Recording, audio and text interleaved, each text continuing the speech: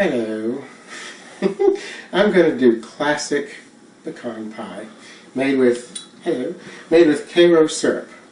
Everybody knows what Karo syrup is, so it's very common. It's super simple. Any of you guys can do this. This is so easy.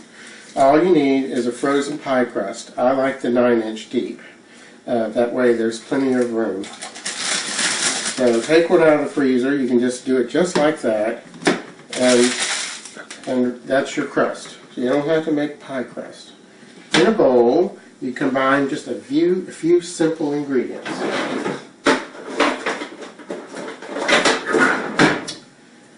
First, a cup of Karo syrup. I like to use the clear.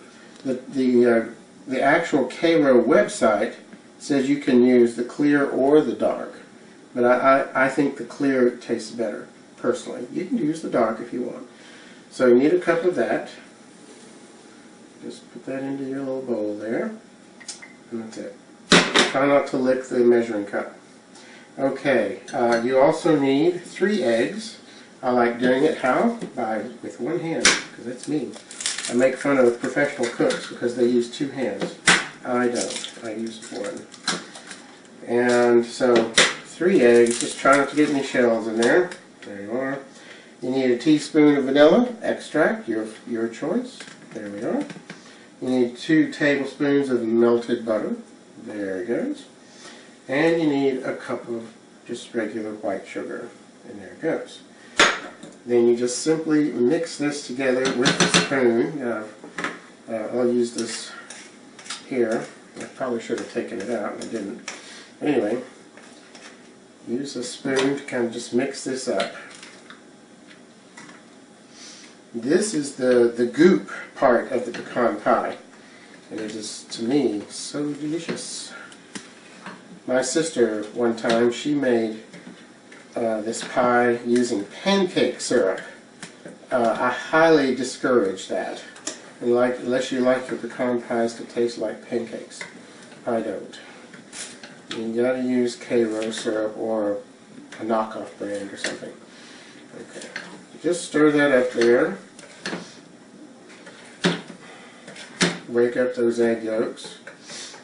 You don't really want to eat any egg yolk in your pie filling. So stir it really good.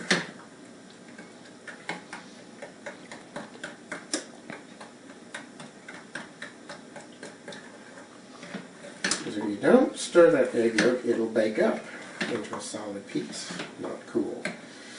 Okay. Not cool at all.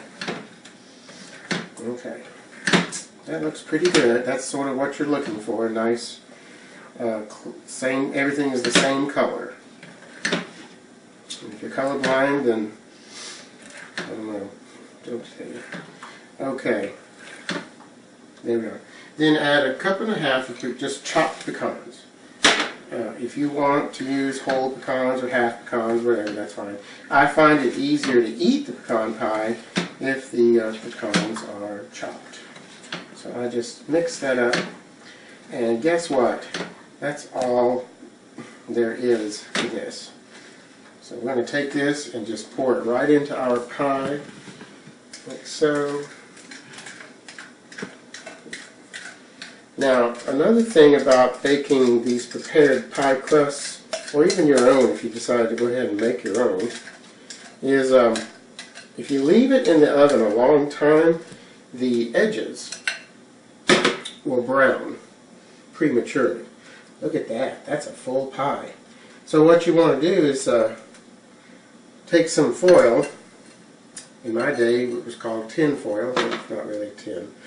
And just put a strip of foil around the pie. So you need a few strips of just foil, and I would recommend also cooking it on just a cookie sheet in case it does decide to try to boil over. Just don't make a big deal of this. Just grab a couple of strips and just sort of fold it down, like that. Okay, it's not a big deal. And one here. You probably need about 3 strips. It doesn't matter that it goes in over the pie as well. It's not going to inhibit cooking. So there we go. But you do want to make sure it's crimped so it doesn't accidentally fall off. Okay, and then I've got a couple of short pieces here. Finish this off. It's only because I tore it by accident. Okay, it doesn't matter if the shiny side is facing out or in, it all does the same thing. And that is pretty much ready to go. That way that'll keep the edges from browning. Okay. So I'm ready to put this in the oven. It goes in at 350 degrees for 65 minutes in the center rack, like so. Now, 65 minutes, please.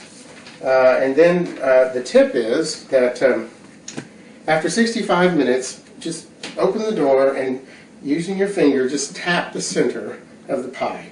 If it bounces back, it's done. If your fingers soak into the pie, it's not done.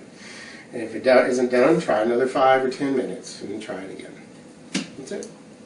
It's been 65 minutes, so we're going to give it a try. That is your pie. Let's do the finger test. It bounces back. That's exactly what you want. Let's pull our foil off and just have a look at the crust. See, it's not overdone. It's very pretty. The top. And there you have it, right there. Beautiful, classic pecan pie. This in place. Pecan pie was perfect. Not too sweet, but just sweet enough. And you know, I'm sure it will send me into a diabetic coma at some point tonight. Pecan pie, absolutely astounding. Still buzzing from the sugar. Thank you. It was delicious. Yeah, very good. I don't know, simple but delicious. Very good. The pecan pie, I got the recipe off of just the Karo website. So it's a very traditional pecan pie. It turned out perfect. And I was very glad that I put the foil around the edge. Otherwise, I think it would have burned. So, good idea there. So the pecan pie, this was a really good pecan pie. It was just the custard or gooey, whatever you call the center of it, was just right. The top, the pecans floating on top, had crusted really great. It had just a nice chewy crunch.